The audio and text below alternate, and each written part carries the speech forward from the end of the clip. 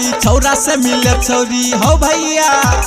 छौरा से मिले छौरी अनहरिया में ठार छै छौरा से मिले छौरी अनहरिया में ठार छै छौरा से मिले छौरी अनहरिया में ठार छै कलजुग के भैया हो रे रे रे रे रे कलजुग के भैया हो ई केहन प्यार छै छौरा से मिले छौरी हो भैया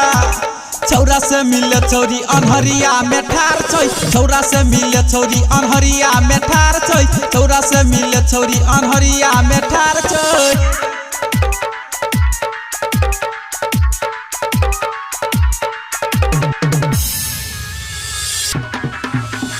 डीजे मुन्ना राज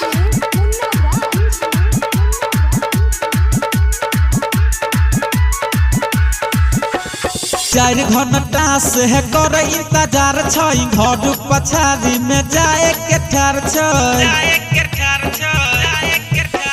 चार घंटा से है कर इंतजार छै घर पछाड़ी में जाए के ठार छै जे आई में पड़ल रे रे रे रे रे जे आई में पड़ल ओकर जिंदगी बेकार छै छौरा से मिले छोरी हो भैया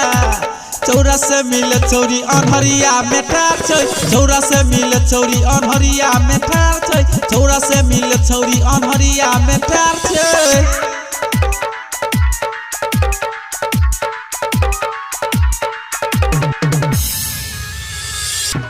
डीजे मुन्ना राज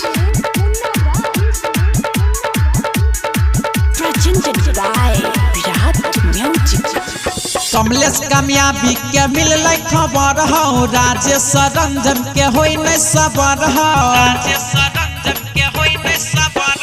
राकेश पंकज के मिलल खबर हो नीरज सत्यम के होई नहीं सबर हो देख ललका छौरा सब राय राय राय राय राय राय देख ललका छौरा सब करे विचार छै छौरा से मिले छौरी हो भैया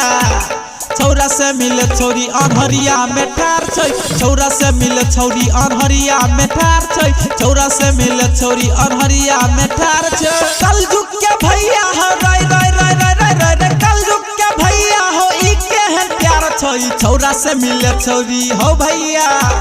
छौरा से मिले छौरी अनहरिया में ठार छै छौरा से मिले छौरी अनहरिया में ठार छै छौरा से मिले छौरी अनहरिया में ठार छै।